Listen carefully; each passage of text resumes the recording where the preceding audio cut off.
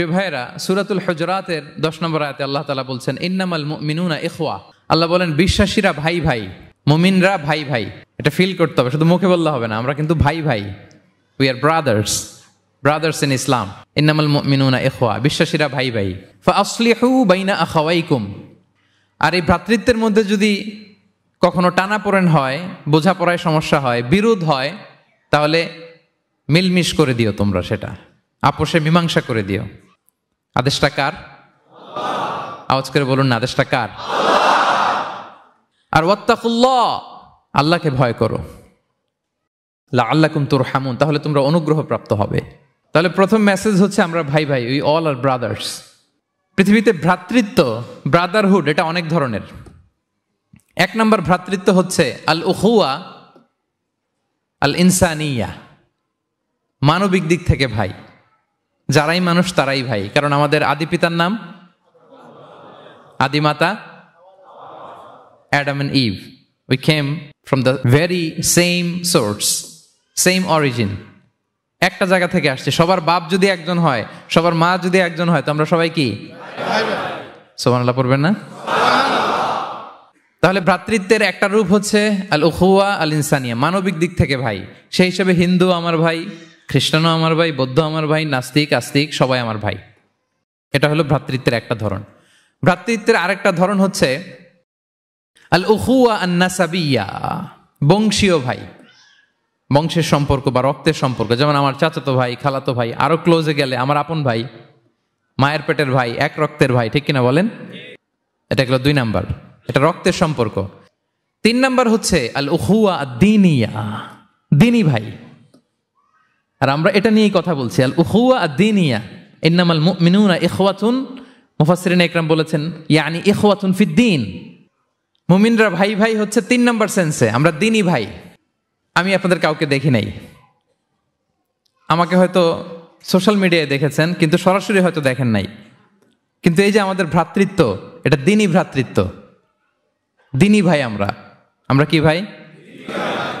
এবং ইন্টারেস্টিংলি এই দিনী ভাই বা দিনী ভ্রাতৃত্ব আগের 2টার চেয়েও মজবুত। কখনো কখনো এটা রক্তের সম্পর্ককেও ছাড়িয়ে যায়। সুবহানাল্লাহ পড়েন।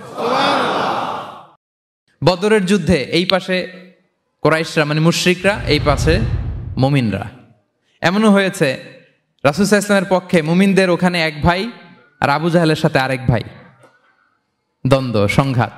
এই ভাই ওই ভাইকে হত্যা করেছে দিনের কারণে। তার মানে দিনী ভ্রাতৃত্ব এটা এত মজবুত, এটা মাঝে মাঝে রক্তের সম্পর্ককেও ছাড়িয়ে ছাপিয়ে উপরে উঠে যায়। আল্লাহু আকবার। এবং আমাদের দৃষ্টান্ত দিয়েছেন বিষ্ণু ইসা ইসলাম। তিনি বলেছেন তোমরা সবাই দিনী ভাইয়েরা, সবাই মিলে এক দেহ এক প্রাণ। বিষ্ণুই বলেন মাসালুল মুমিনিনা ফি তাওয়াদ্দিহিম ওয়া তারাহুমিহিম ওয়া তাআতুফিহিম মাসালুল জাসাদ।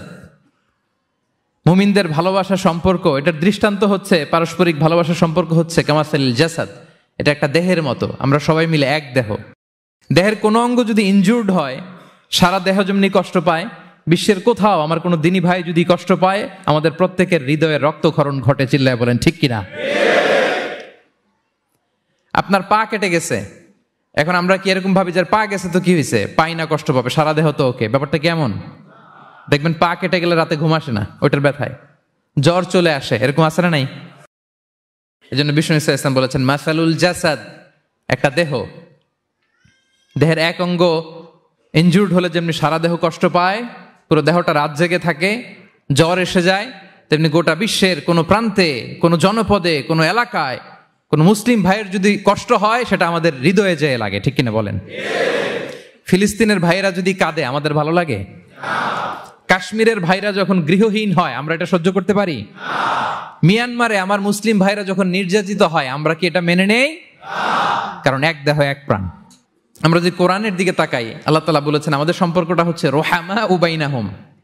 রোহামা, একে অপরের প্রতি আমরা সফট হার্টেড, রহম দিল, একে অপরের প্রতি সফট হার্টেড। কোরআনের অন্য জায়গায় এসেছে বুনিয়ানুম মারসুস, সীসা ঢালা প্রাচীরের মতো আমাদের সম্পর্ক।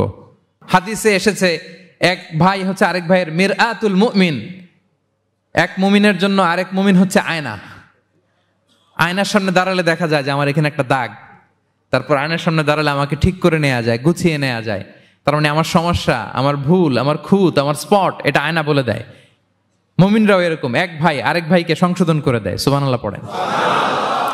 এবং কোরআন কখনো কখনো আমাদেরকে বলেছে যে ওয়ায়ুফিরুনা আলা আনফুসিহিম ওয়ালাউ কানা বিহিম খাসাসা, ভ্রাতৃত্বের সম্পর্কটা এমন হবে যে নিজের প্রয়োজনের চেয়েও মুমিন ভাই তার অন্য ভাইয়ের প্রয়োজনকে গুরুত্ব দিবে। পড়েন সুবহানাল্লাহ। আমার প্রয়োজন, তারপর আমি না নিয়ে আমার ভাইকে দিব। এরকম নিদর্শন আমাদের মধ্যে আছে না নাই? আপনারা ইয়ারমুকের যুদ্ধের নাম শুনেছেন। হিজরি 15 সালের কথা। বিষ্ণু ঈসা ইসলাম এর ইন্তেকালের 4-5 বছর পরের ঘটনা। ওমরে ফারুক রাদিয়াল্লাহু তাআলা আনহু, উনি হচ্ছেন তখন আমাদের খলিফা, the second caliph of Islam, আমিরুল মুমিনিন, খলিফাতুল মুসলিমিন। তো ইয়ারমুকের যুদ্ধে আল্লাহ তাআলা আমাদেরকে বিজয় দান করেছিলেন। কিন্তু এমনি এমনি বিজয় আসে নাই, এমনি এমনি আসে নাই। একের পর এক সাহাবারা আহত হয়েছেন, নিহত হয়েছেন, মানে শহীদ হয়েছেন। এবং যুদ্ধের এক পর্যায়ে এমন হয়েছে, খাবারের অভাবে, পানির অভাবে সাহাবারা ছটফট করছিলেন। এক ফোঁটা পানি নাই, রুহু বেরোয় যায়, পানি পানি বলে চিৎকার করছেন। তৃষ্ণায় যখন কাতর, ওই সাহাবীর কাছে পানি নিয়ে আসা হলো, মশক দিয়ে পানি নিয়ে আসা হলো, সামান্য কিছু পানি, যে নেন।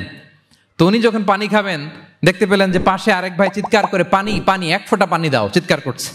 ওই সাহাবী বলতেছেন, আমার দরকার নেই, আমার ভাইকে নিয়ে আগে দাও, আমি পরে খাবো। আল্লাহ।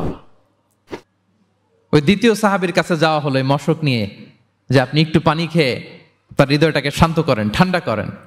তিনি যখন পানি মুখে নিতে যাবেন, পাশে আরেক ভাই চিৎকার করছে, পানি পানি, এক ফোঁটা পানি দাও। ওই সাহাবী বললেন, আমাকে না, আমার ভাইকে দাও, আমার আগে আমার ভাইকে দাও। ওই সাহাবার কাছে নিয়ে যাওয়া হলো, যে আপনি আগে খান। ওই সাহাবীর কাছে পানির মশক নিয়ে যেতে যেতেই উনি শহীদ হয়ে গেলেন। আবার মশক নিয়ে দ্বিতীয় সাহাবীর কাছে আসতে না আসতে দ্বিতীয় সাহাবীও শহীদ হয়ে গেলেন।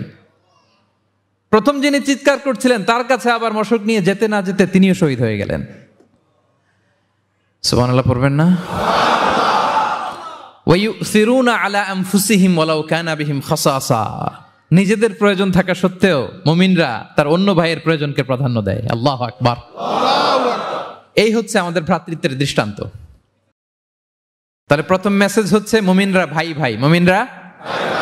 আর আমাদের দৃষ্টান্ত হচ্ছে এক দেহ এক প্রাণ। আওয়াজ করে, এক দেহ